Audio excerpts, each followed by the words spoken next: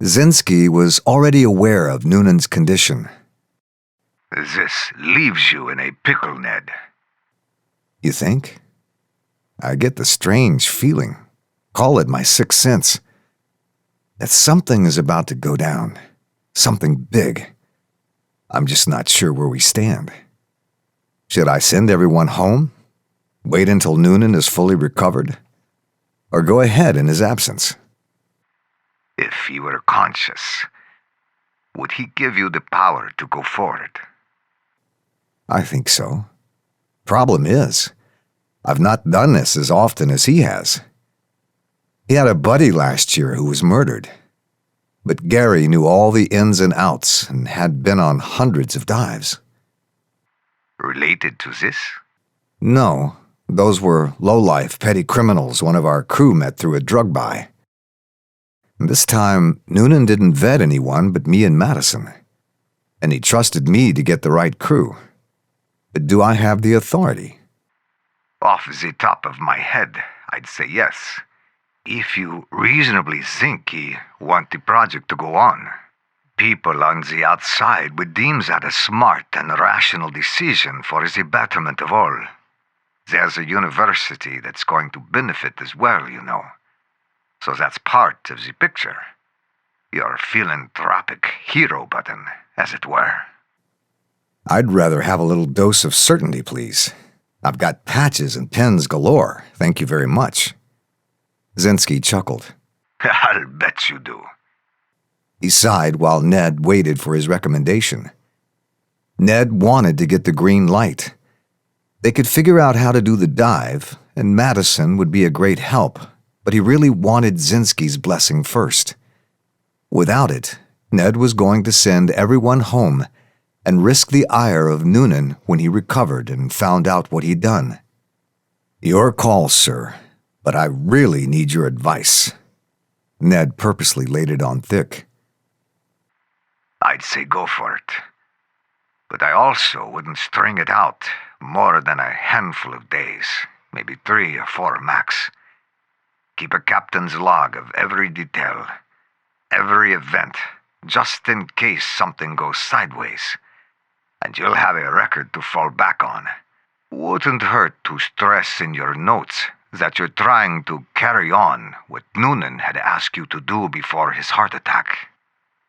We don't have our University of Florida liaison set up yet, and I don't know who he used there. Do you? I can't assume it's the same person or department. They switch out all the time. Just intending to include them when, and specifically say you expect this to happen, Noonan recovers. You'll turn over what you must and catalog the rest. Noonan had a family in North Carolina who originally tasked him with his first dive. He seemed to be very loyal to them. So you could mention that. Let's play it that you are just going to do the best you can, and Noonan will fix everything later on. Does that make sense? Sure it does. But what happens if he doesn't recover? At best, we have a problem. At worst, we have a huge problem. Maybe even a lawsuit. And what about those guys sniffing around? You definitely follow the orders the lady at the FBI gave you, Ned.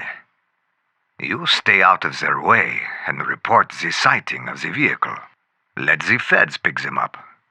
That's a huge crime they committed. Kinda dumb, if you ask me. It sounds like we should get going right away.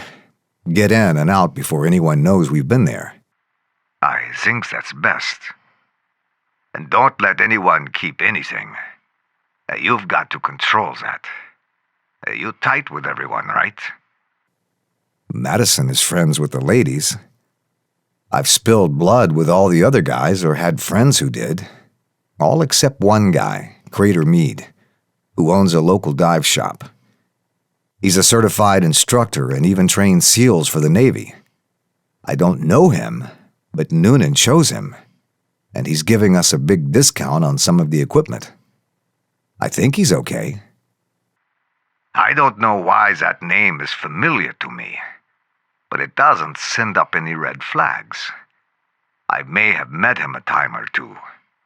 So, Ned, are you ready, and are you sure about what you're going to do? Ned didn't want to lie to the man, but in this case, it was necessary.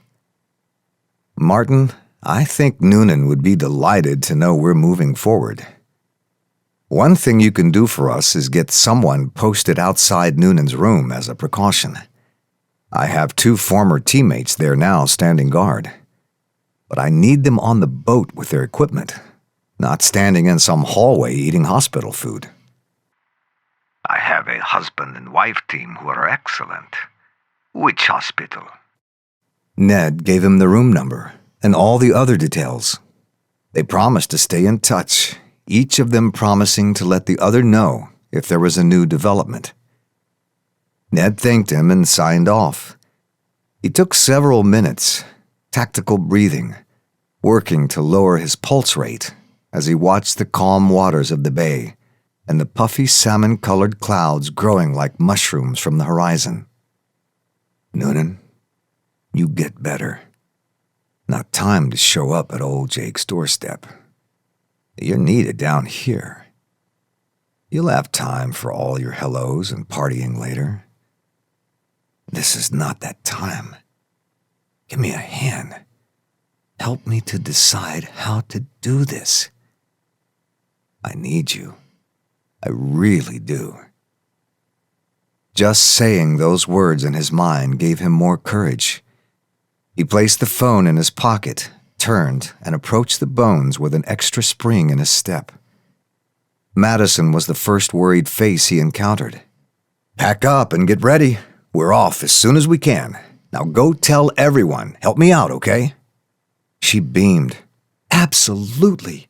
You got everything straightened out? Nearly. To acceptable risk levels, anyway. Did you work Noonan's grid pattern for your post dives? Only about 24 times. I even know where he stores his paperwork and maps from past dives. He's got logs and a map closet in his cabin. I can show you. He grabbed her and placed a big kiss on her cheek. That's all I wanted to hear, sweetheart. I'm going to need you to take the lead on much of that.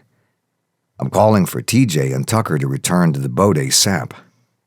I'd like to get out of here within the hour. Can we do that? We most definitely can. Both boats are clean, the equipment checked. Wilson even got Noonan's engine serviced, so we're good to go. Excellent. You spread the word while I call in the boys. Their fuel was topped off and fresh water onboarded.